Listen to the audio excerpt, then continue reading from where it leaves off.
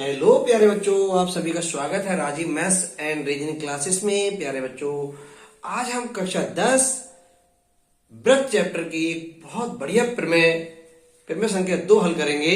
ये प्रमेय अक्सर बीच बीच में 1-2 साल के गैप करने के बाद बोर्ड परीक्षाओं में पूछ ली जाती है और इस प्रमेय के आधार पर ही इस पूरे चैप्टर वृत्त वाले चैप्टर है पहला 10 चैप्टर, इसके सभी क्वेश्चनों को हल करते हैं। तो इसलिए हमें वृत्त का चैप्टर स्टार्ट करने से पहले प्यारे बच्चों इस प्रमेय को सीखना बहुत जरूरी है। आइए स्टार्ट करते हैं। प्रमेय है किसी बाह्य बिंदु से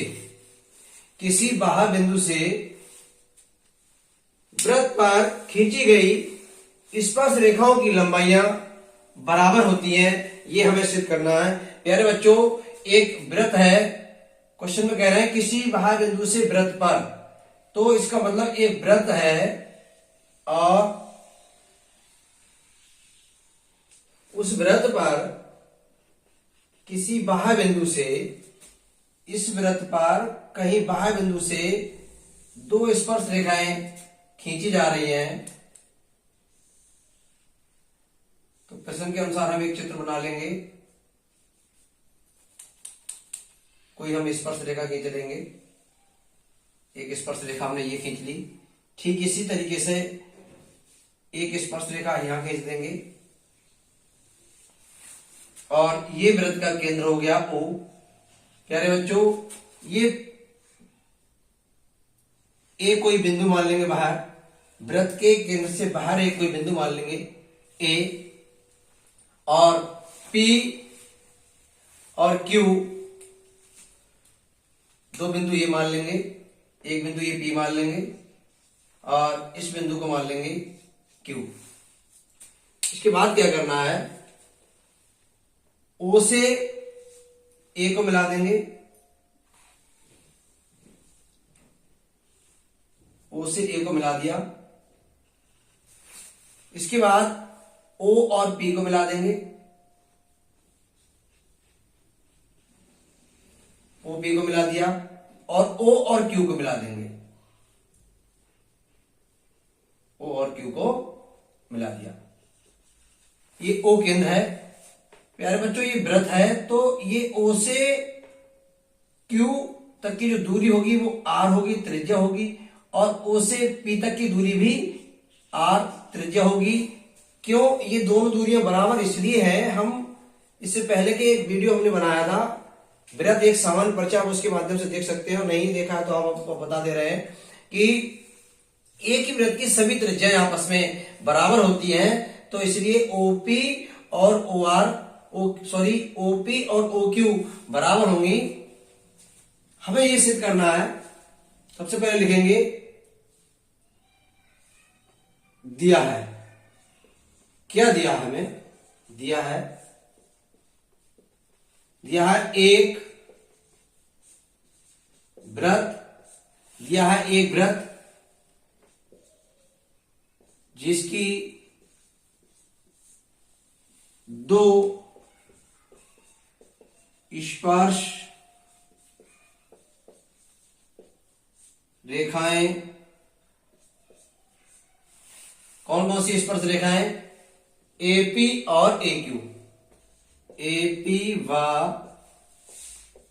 AQ है। दिया है हमें एक वृत्त इसकी 2 स्पर्श रेखाएं AP और AQ। इसके बाद सिद्ध करना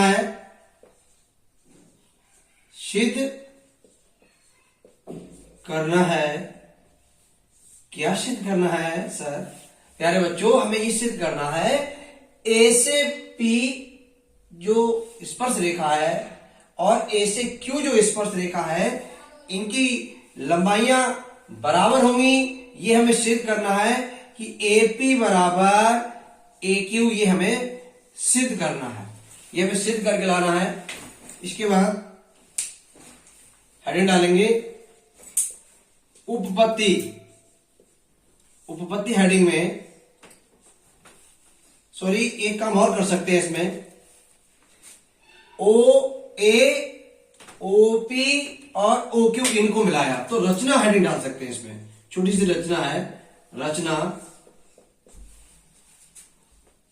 ओ ए कॉमा OP और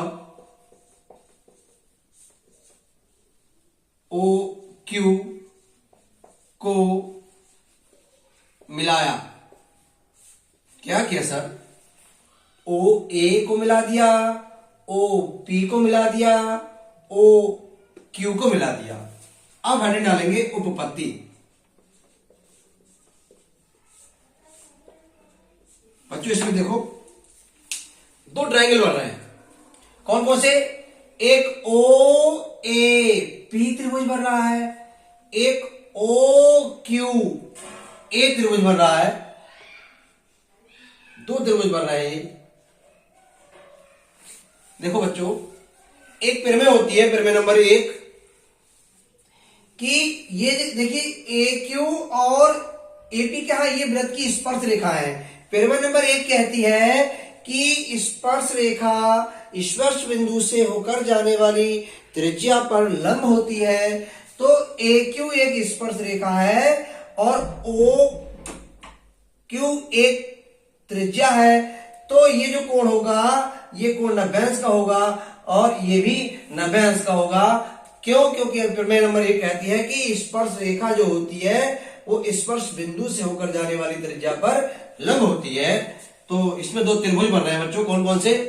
त्रिभुज OAP, त्रिभुज OAP व त्रिभुज OAQ,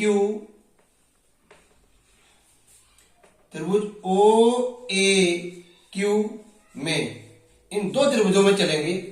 क्या क्या है इसमें समान देखिए प्यारे बच्चों। देखो एक ये त्रिभुज नीचे वाला कौन सा? OQA और OAP ये वाले जो त्रिभुज हैं, इन दोनों त्रिभुजों में AO जो भुजा है वो इस त्रिभुज में भी है, इसमें भी है, इधर भी है और इसमें भी है। इसका मतलब ये AO या AO बराबर AO लिख दो या AO बराबर OA लिख दो।